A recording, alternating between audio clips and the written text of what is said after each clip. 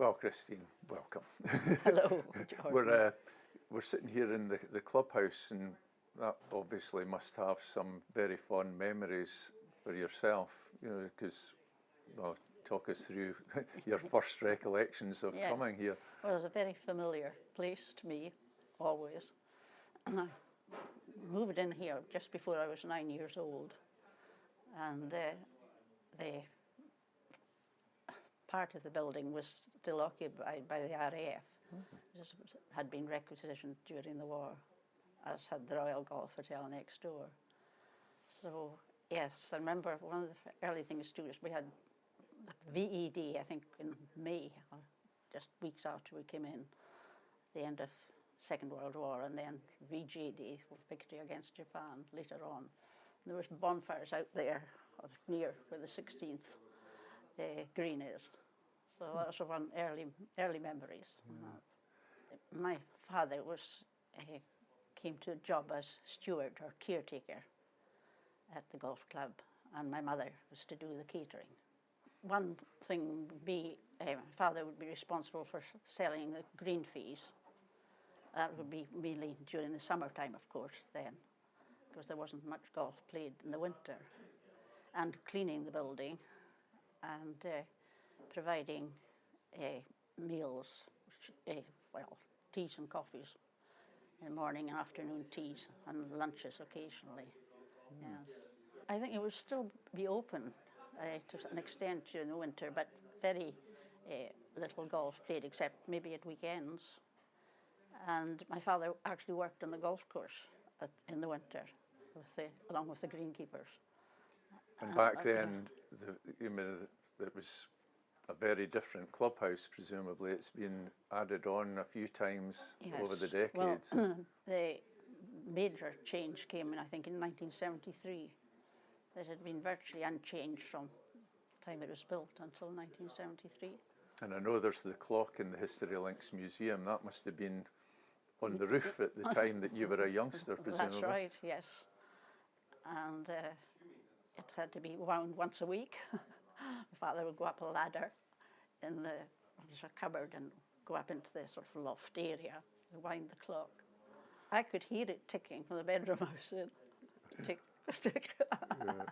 So back then, what was the scale of the golf club? Was it very much a local golf club? Yes. It was.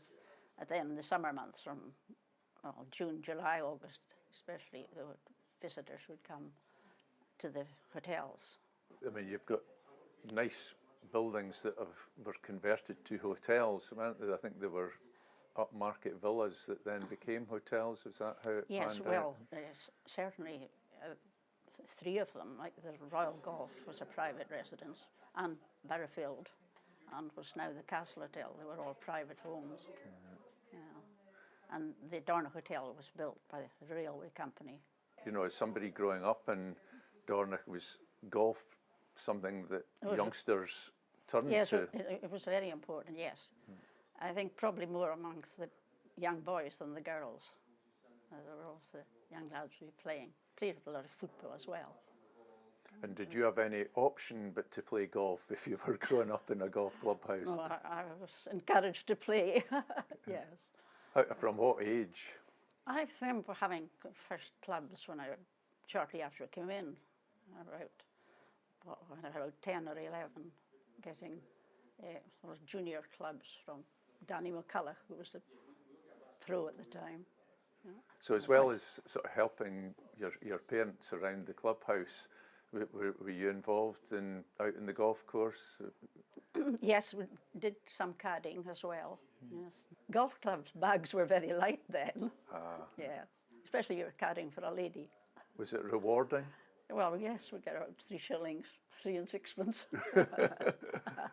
So it was quite a nice little pocket money earner. Yes. Yeah. At what sort of age then would you become a member, an official member of the golf club at some point? Well, it was pointed out to me a year or two ago. I must have joined when I was 15. A member for such a long time. Yeah.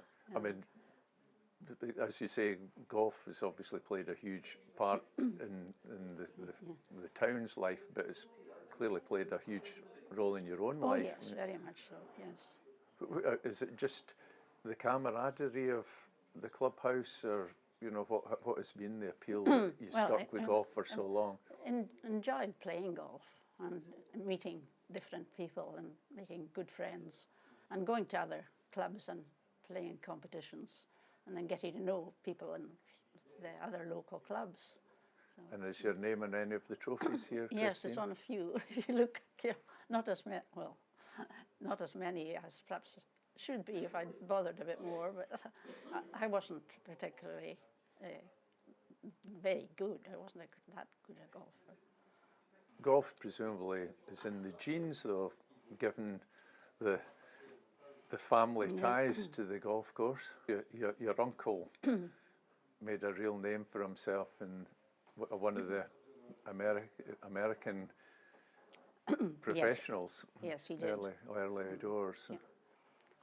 Well, he emigrated to the States in 1910, so he had one of the earliest professionals to go from Scotland to work there, I think. So this was your father's... My father's elder brother. Brother yes, Bob. much elder brother. Bob yes, MacDonald. Yes.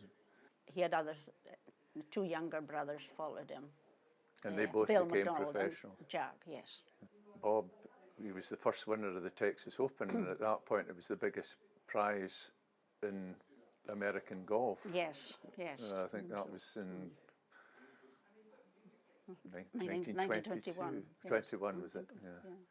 So would you have returned to Dornoch at any point, you know, that you recall? Yes, well, during my lifetime, I remember when I was very young, he came twice, just before the war, 1937 and 1939, before the Second World War. And was he a kind of a conquering hero returning home to Well, Dornoch? I wouldn't say that, but obviously Dornoch was a much smaller place, and people knew each other very well, so he would have known still a lot of people when he came back, knew many families. And it was, so, do you have recollections of him coming? You'd just be a little girl, but recollections I of him coming back? Vague recollections. It's probably more family telling me, you know, what he what they were doing. Yes. But you mentioned he did make quite a stir on one occasion when he came back with a car. Yes. Yeah, not many Buicks in Dornoch at that time. How would you have got to Dornoch at that time? I think he came by boat to Liverpool and then drove up. But obviously, quite a lot of people would be taking their cars on the boats then, all the way from the States. The golf course here is now, you know, rated amongst the best in the world. I mean, when you were a youngster, I don't suppose you appreciated what you had in your doorstep. I think we always knew it was very good. Yeah. And I think when you went, even early stage, if you went to play somewhere else, you realised how different Dornoch was. Maybe a lot of it was taken for granted, that you do a lot of things, especially even out of the town. You didn't realise how attractive the area was when you're growing up. You must have seen some remarkable changes in not just the equipment, but the fashions along the way as well. Oh yes, very much so. Yes, yes. What was the standard attire when you were younger? Well, we would be wearing trousers on these, but previous, you know, seeing earlier, older women might have been still wearing skirts rather than trousers to play. But it wasn't. I think it's much more recent years that fashions changed greatly. Yeah. And was it? You mentioned that the boys were maybe more likely to play golf, but were girls encouraged to take up the game? I think a lot of it would depend on whether their parents were golfers or keen to play. And played tennis. Tennis was popular, especially with a lot of girls then, and we were quite near the tennis court. And do you recall any of the high-profile visitors that have come to Dornoch in the past sort of 40, 50 years? Yes, I can remember. One thing we were very pleased when the Scottish ladies held their championship here the first time in the 1950s, 1956 perhaps, yes. Was that a chance to see some of the top ladies of the day? Yes. And then from your own perspective, you've filled a few roles here at the golf club, haven't you? Yes. Not just a golfer. Well, I was involved in the ladies' committees for quite a while, as ladies' secretary more than once, and and then I was lady captain later on. And what was the highlight of your ladies' captaincy? Would that be a 2-year term? Yes, it was. Because it happened in centenary year. The last year was on the centenary, so there was quite a lot going on that year. And a lot of different championships were played here then. And was there plenty of money to celebrate the centenary? There wasn't a huge amount then, no. It was a very different financial situation the club was in then. But still, I tried their best to celebrate it. Did it go beyond the fundraising for the golf? Did it go beyond just the clubhouse and the green fees at that particular time? The fundraising was done by members, do a lot of fundraising. And what sort of shape did that Having take? sales of work and bazaars and Really? trying to raise money in different ways, yes. Yeah, so it wasn't just the green fees that were washing the club's face at that particular time. Yeah. So it's really in the time that you've been a golfer here and been involved that it's changed massively, hasn't it? And well, it has, certainly. Well, quite a spell since the last over 70 years. Just bound to be changes. I suppose the one consistent is more or less the golf course and certainly the quality of it. That has remained unchanged as far as that's concerned. And looking forward on the horizon, there's to be a new clubhouse, so you'll be looking forward to seeing what that looks like. Yes, very much so, yes. I think it's needed. I know we've had this one, it really would benefit everyone, I think, if we have a new clubhouse.